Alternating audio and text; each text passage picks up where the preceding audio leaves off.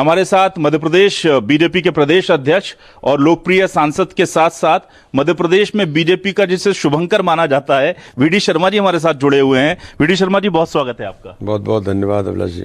VD Sharma ji, कहा जा रहा था कि ये बजट खास है क्योंकि चुनाव पास है, और क्या वाकई में उस उम्मीद पर पूरी तरह खरा उतरा है? ये आपके जो विकसित भारत के रोड मैप को भी तय करेगा, और चुनाव में जो, क्योंकि आप संगठन के आदमी हैं, तो चुनाव में जो टारगेट्स आपको दिए जाते हैं उसमें भी आसानी होगी। अभिलाष जी, एक बात मैं जरूर इस अवसर पर कहना चाहता हूं कि प्रधानमंत्री नरेंद्र मोदी जी केवल चुनाव को देख करके न कभी बजट में या किसी प्रकार की योजना में मात्र चुनाव उनके दिमाग में नहीं होता है। माननीय प्रधानमंत्री जी का संकल्प है कि 2047 के विकसित भारत को ले जा करके खड़ा करना, और इस दिशा में इस बजट के अंदर, ये बेस का बजट है, विकसित भारत बनाने के संकल्प को पूरा करने वाला बजट है। आपने देखा होगा कि इस बजट के अंदर माननीय प्रधानमंत्री जी ने जिस प्रकार से सर्वस्पर्शी, सर्वव्यापी, सर्वांगीण विकास को लेकर के बजट के अंदर जो प्रावधान किया है, इसलिए मैं कह सकता हूं कि किसान, गरीब, महिला, युवा, जो उनको हमेशा प्रधानमंत्री कहते हैं, इन्हें फोकस करने वाला बजट है। तो इसलिए इस दिशा में ये बजट देश के अंदर आत्मनिर्भर भारत के साथ विकसित भारत के संकल्प को पूरा करने का बजट है।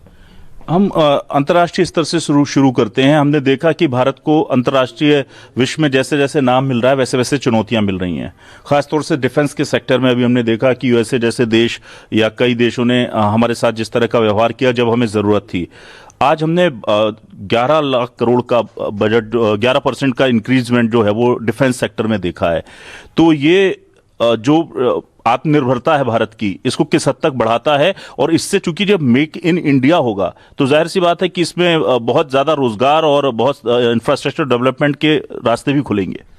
आपने देखा होगा कि जब जब चुनौतियां आई हैं तब तब प्रधानमंत्री नरेंद्र मोदी जी का जो संकल्प और उनका जो कॉन्फिडेंस, विल पावर, ये कहता है कि उस दिशा में, उस सेक्टर में हम सफलता हमने प्राप्त की है। कोरोना का संकट आया तो कोरोना के संकट में चैलेंज को कैसे वैक्सीन बना करके माननीय प्रधानमंत्री जी ने पूरा किया, और दुनिया को हमने वसुधैव कुटुंबकम की कल्पना को पूरा किया, हमने सर्वे भवन्तु सुखिनः की कल्पना को पूरा किया। इसी प्रकार से रक्षा के क्षेत्र में भी आज राफेल बनाने का काम स्वदेशी तकनीक पर हमारे वैज्ञानिक कर रहे हैं, और अब हमें किसी की जरूरत नहीं है। लेकिन माननीय प्रधानमंत्री जी का जो विजन है कि आत्मनिर्भर भारत हर क्षेत्र में बनाना, इसलिए रक्षा क्षेत्र में 11.1% की बजट की बढ़ोतरी करना, ये माननीय प्रधानमंत्री का विजन है, और दिशा में लगातार उनका काम हो रहा है। जो 4 जातियों की आप जिक्र कर रहे थे, किसान, युवा, गरीब और महिलाएं, इसको लेकर के बहुत फोकस दिख रहा है बजट में। ये अंतरिम बजट है, जबकि इसको देख करके भारी भरकम बजट लग रहा है। जब मुख्य बजट आएगा लोकसभा चुनाव के बाद, और जिस तरह से आपको उम्मीद है कि परिणाम आपके पक्ष में होंगे, तो फिर हम माने कि जनता को और रियायतें और राहतें मिलेंगी? नहीं, जनता के, ये जो सरकार है, माननीय प्रधानमंत्री जी ने जब सरकार बनी तब कहा था कि मेरी सरकार गरीबों को समर्पित सरकार है, हर वर्ग के लिए सबका साथ, सबका विकास, सबके विश्वास के साथ सभी के प्रयासों से देश आगे बढ़ेगा। तो ये मूल मंत्र है। इस मूल मंत्र पर माननीय प्रधानमंत्री ने इस बजट के अंदर भी, आपने देखा कि महिलाओं के क्षेत्र में 3 करोड़ लखपति दीदी बनाना, ये टारगेट है। स्वसहायता समूह को स्ट्रेंथन करना, जो लगातार वो कर रहे हैं। आज आप देख रहे होंगे कि माननीय प्रधानमंत्री जी ने आशा वर्कर्स और आंगनवाड़ी वर्कर्स को आयुष्मान में शामिल करना, ये उन्हें स्ट्रेंथन कैसे करना, केवल उनको काम दे दिया मात्र से नहीं, उन्हें सशक्त और ताकतवर कैसे बनाएंगे। आज सामान्य लोगों को 2 करोड़ प्रधानमंत्री आवास के माध्यम से और 3 करोड़ पीएम आवास, ये माननीय प्रधानमंत्री जी का विजन है कि हर गरीब के जीवन को कैसे सशक्त और सक्षम बनाएं। यही ताकत माननीय प्रधानमंत्री जी को और देश के आगामी देश को आगे बढ़ाने के लिए इसी प्रकार की चीजों से ताकत माननीय प्रधानमंत्री जी को मिलती है। हम देख रहे थे इस बजट को लेकर के, चूंकि राम मंदिर का जैसे पूरा माहौल था तो लग रहा था कि ये फोकस रहेगा हिंदूवादी एजेंडे की तरफ, और लेकिन हम देख रहे हैं कि यहाँ बड़े बड़े माइलस्टोन तय करने के सपने जो हैं वो बुने गए हैं, उनकी आधारशिला रख दी गई है।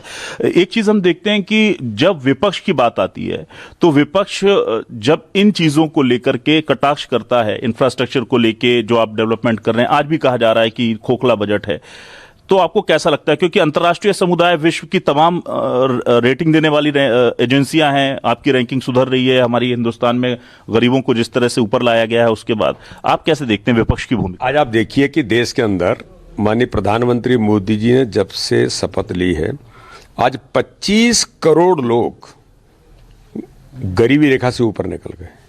मेरे मध्य प्रदेश के अंदर 2.5 करोड़ के करीब लोग गरीबी रेखा से ऊपर आ गए। अब ये क्या विपक्ष को या एनालिसिस करने वालों को या इस दिशा में सोचने वालों को, लोगों को तो पता है कि क्या हो रहा है। गरीबी रेखा से ऊपर आना ये सामान्य घटना नहीं है। इसलिए आज आप देखेंगे कि 11,11,000 करोड़ रुपए का इंफ्रास्ट्रक्चर में प्रावधान करना विकास के लिए, ये प्रधानमंत्री जी की सोच है।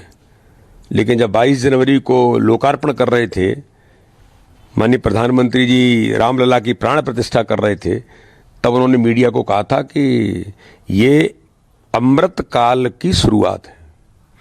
तो इसलिए प्रधानमंत्री विजनरी भी है, प्रधानमंत्री आध्यात्मिक भी है, प्रधानमंत्री गरीबों के मसीहा भी हैं, प्रधानमंत्री डेवलपमेंट के विजनरी व्यक्तित्व भी हैं। तो एक मल्टी डायमेंशन वाला कोई व्यक्तित्व हो सकता है तो वो भारत के प्रधानमंत्री मोदी हैं, जिनको दुनिया अप्रिशिएट इसलिए करती है कि उनका जो विजन है, आज दुनिया के अंदर माननीय प्रधानमंत्री जी के कारण से भारत का मान और सम्मान जो बढ़ा है, भारत की ताकत बढ़ी है। मैं कहूं कि भारत के ऊपर विश्वास जागृत हुआ है, या मैं कहूं कि प्रधानमंत्री जी ने नेता शब्द को आज सम्मान या तो सुभाष चंद्र बोस ने दिया था, या भारत के प्रधानमंत्री मोदी जी ने नेता शब्द को सम्मानित किया है। तो इसलिए ये सारी चीजें जनता भी देखती है, दुनिया भी देखती है। लोकसभा चुनाव बिल्कुल मुहाने पर है। हालांकि विधानसभा चुनाव में आप लोगों ने बहुत अच्छा प्रदर्शन किया है, आप पूरी टीम लीड कर रहे थे। जब आए थे तो विपक्ष में थे, उसके बाद से कोई चुनाव हारने नहीं दे रहे और हर बार नए टारगेट्स आपको मिल रहे हैं। अब क्या वोट परसेंटेज कहां लेकर जाएंगे? अब थोड़ा बहुत विपक्ष के लिए कोई जगह है? अभिलाष जी, आपने बहुत सही कहा कि इस दिशा में मध्य प्रदेश के अंदर भारतीय जनता पार्टी के कार्यकर्ताओं ने जो प्रत्येक बूथ पर काम किया, और बूथ पर काम करने में हमें जो ताकत मिली कि माननीय प्रधानमंत्री मोदी जी की गरीब कल्याण की योजना है, मध्य प्रदेश सरकार की गरीब कल्याण की योजना है, और प्रधानमंत्री मोदी जी का नेतृत्व। मध्य प्रदेश के मन में मोदी थे, क्योंकि मोदी जी ने जब सरकार बीजेपी की नहीं थी तब भी मध्य प्रदेश के लिए काम किया था जी। अगर मैं कहूं कि कमलनाथ की सरकार थी तो 2 लाख प्रधानमंत्री आवास दिए, लेकिन कमलनाथ ने वापस कर दिए, मैचिंग ग्रांट के लिए पैसा नहीं है। 248 करोड़ रुपए जल जीवन मिशन के लिए गया, जो प्रधानमंत्री का फोकस है हर घर को पानी, तो 248 करोड़ 1.5 वर्ष में कमलनाथ जी ने उपयोग नहीं किया, वापस दिल्ली चलाया है पैसा। तब भी उनके मन में मध्य प्रदेश था। तो इसलिए मध्य प्रदेश के मन में मोदी हैं। इसी का आधार है कि इस चुनाव में हमारा संकल्प है कि हर बूथ पर चुनाव जीतना। हमने पिछली बार लोकसभा में 58% वोट मिला था, हमारा संकल्प है कि 10% वोट बढ़ा करके 68 से 70% के बीच लेकर के जाना, ये हमारा टारगेट है, और हर बूथ पर हम चुनाव जीतेंगे, ये हम इसको लेकर के आगे बढ़ रहे हैं। एक सीट एक कसक है छिंदवाड़ा, वो इस बार कहते हैं कि वो भी खत्म हो जाएगा, एक धक्का और दो। इस बार वो कसक है या वो कांटा है, वो पूरा निकाल देंगे हम, और जनता तैयार बैठी है। छिंदवाड़ा के अंदर अभिलाष जी, मैं बीच में जब था तो मीडिया के हमारे मित्रों ने कहा कि तो फलाने जी का गढ़ है। मैंने कहा ये किसी का गढ़ नहीं है, गढ़ किसी का है तो प्रधानमंत्री मोदी की गरीब कल्याण की योजनाओं का। 5 लाख लोग तो छिंदवाड़ा के अंदर आयुष्मान कार्डधारी हैं, जिनको 5 लाख रुपए का फ्री में इलाज कराने का अधिकार दिया है। घर घर के आप देखें, एक पंचायत के अंदर कहीं 100 प्रधानमंत्री आवास हैं, कहीं 80 प्रधानमंत्री आवास हैं। उज्ज्वला योजना तो घर घर के अंदर है। तो इसलिए छिंदवाड़ा के अंदर भी, अभी विधानसभा में भी हम 3 सीटें तो बड़े कम मार्जिन से 2000 से 1500 से ऐसे आ रहे हैं, लेकिन मुझे विश्वास है और मैं कॉन्फिडेंट हूं कि छिंदवाड़ा भी इस बार जीतेंगे। 29 की 29 सीटें प्रधानमंत्री जी की झोली में मध्य प्रदेश के कार्यकर्ता ये संकल्प के साथ है कि प्रधानमंत्री की झोली में 29 की 29 सीटें डालेंगे। वीडी शर्मा का नेक्स्ट रोल क्या होगा? आप जिस भूमिका में हैं खुश हैं, संतुष्ट हैं, या क्योंकि जनता जो आपको खासतौर से समर्थक हैं आपके, वो आप चाहते हैं कि जब आप इतना अच्छा रिजल्ट दे रहे हैं तो उसका अप्रिसिएशन आपको मिलना चाहिए, आपकी व्यक्तिगत क्या इच्छा है? मुझे ऐसा लगता है कि भारतीय जनता पार्टी में हम सब कार्यकर्ता हैं, कैडर बेस्ड ऑर्गेनाइजेशन है, और प्रधानमंत्री मोदी जी, अमित शाह जी जैसा व्यक्तित्व, हमारे राष्ट्रीय अध्यक्ष जी इनकी जो नज़र है ना, इनकी नज़र हर कार्यकर्ता पर रहती है।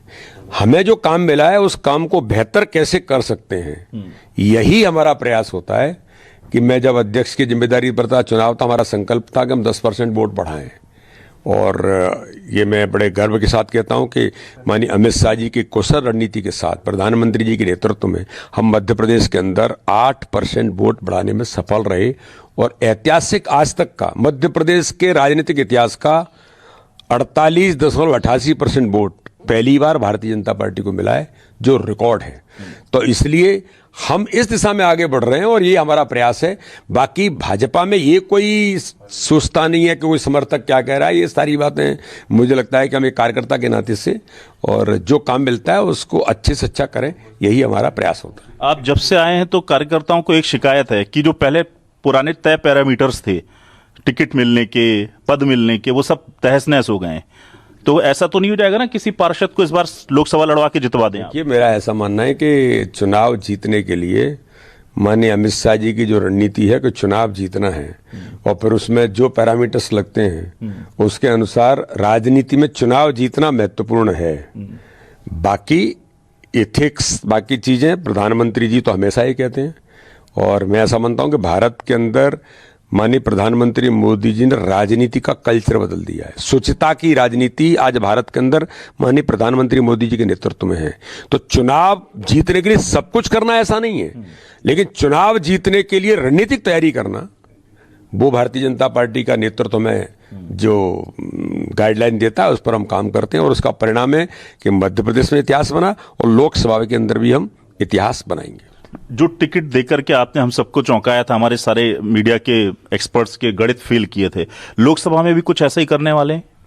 इसमें तो केंद्रीय नेतृत्व हमारा जो तय करेगा और माननीय तो आपकी होती है, माननीय प्रधानमंत्री, माननीय अमित शाह जी, माननीय नड्डा जी की जो रणनीति होगी उस पर हम लोग काम करेंगे। महिलाओं को जिस तरह से आगे बढ़ाने में आप लोग लगे हुए हैं, ये शिकायत है कि बीजेपी के पास संगठन में इतना ज्यादा चाहे सांसद हो, विधायक हो, तमाम जगह पर अभी गुंजाइश है, उस लिहाज से महिलाओं को टिकट नहीं मिल पा रहे क्योंकि शायद उनकी विनेबिलिटी उस तरह से नहीं नजर आ रही है। तो उसको लेकर क्या बीजेपी थोड़ा सा रिस्क लेने के मूड में है कि हम महिलाओं को अभिलाष जी, इस बारे में मैं आपको कहना चाहता हूं और मैं आपको आश्वस्त भी करता हूं कि प्रधानमंत्री जी का हमेशा फोकस है कि महिलाओं को आगे बढ़ाना और जहां आवश्यक है उस दिशा में हम प्रयास भी करते हैं। हमने तो मध्य प्रदेश के अंदर संगठन में बूथ पर जो पन्ना प्रमुख और पन्ना समिति हम बना रहे थे, उसमें हमने 33% महिलाओं को लाने का मैंने कहा था कि प्रयास हमें करना है कि 33% महिलाएं आएं। तो कई जगह पर ये बेहतर प्रयोग हुआ है। अभी पांडुरना की हमारी जिलाध्यक्ष पार्टी की, वो अभी महिला बनाई है हमने। तो इस दिशा में ऐसे प्रयास धीरे धीरे लगातार जो हो रहे हैं, 33% महिलाओं को ऑफिस बेयर्स में स्थान मिलना ही पक्का है।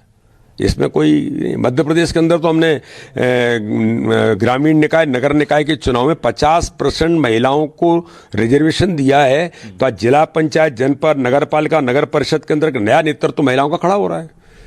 तो ये भारतीय जनता पार्टी ने हमेशा से प्रयास किए हैं कि महिलाओं का केवल सशक्तिकरण का नारा नहीं, उनकी निर्णय में सहभागिता बनना, नेतृत्व विकसित होना, यह हम लगातार प्रयास कर रहे हैं। अंतिम सवाल, विधानसभा चुनाव से पहले आपने मुझसे अनौपचारिक चर्चा में कहा था कि 60% के आसपास हम वोट लेने जा रहे हैं और मैंने कहा था कि ऐसा मुश्किल लगता है। लोकसभा के लिए क्या टारगेट है सर, और क्या जो फीजिबल होगा? क्योंकि अब मुझे लगता है कि आप जो कहते हैं वो हो जाता है। लोकसभा के लिए मेरा ऐसा मानना है कि 58% एवरेज वोट 2019 में हमें मिला और मध्य प्रदेश के अभी 2023 के चुनाव में हमें 49% वोट मिला। हमारा संकल्प था 10% बढ़ाना, वो 8% के लगभग हम पहुंचे। 51% वोट शेयर हमें करना था। लेकिन आज मैं विश्वास के साथ ये कह सकता हूं कि आगामी आने वाले लोकसभा के चुनाव में प्रधानमंत्री मोदी जी के नेतृत्व में जनता का जो विश्वास है, प्रधानमंत्री को लेकर के जनता जो उत्साहित, आनंदित है, ये 10% वोट शेयर बढ़ाने का हमारा संकल्प है कि 58 से 68 करना। तो 68 से 70 के बीच हमारा वोट शेयर हो, यह हमारा संकल्प है। तो वीडी शर्मा जी हमारे साथ थे, जो लगातार पार्टी के लिए गो गेटर की भूमिका निभाते रहे। इन्हें टारगेट दिए जाते हैं और ये उससे चुन लेते हैं। आज बजट का दिन था, बहुत आशान्वित हैं कि जो बजट है वो जाहिर सी बात है कि मध्य प्रदेश के साथ पूरे देश के जो आम लोग हैं, खासतौर से गरीब, महिला, युवा और किसान, उनके जीवन में बदलाव लाएगा। बहुत बहुत शुक्रिया न्यूज़ 24 से बातचीत। बहुत धन्यवाद अभिलाष जी आपका। है।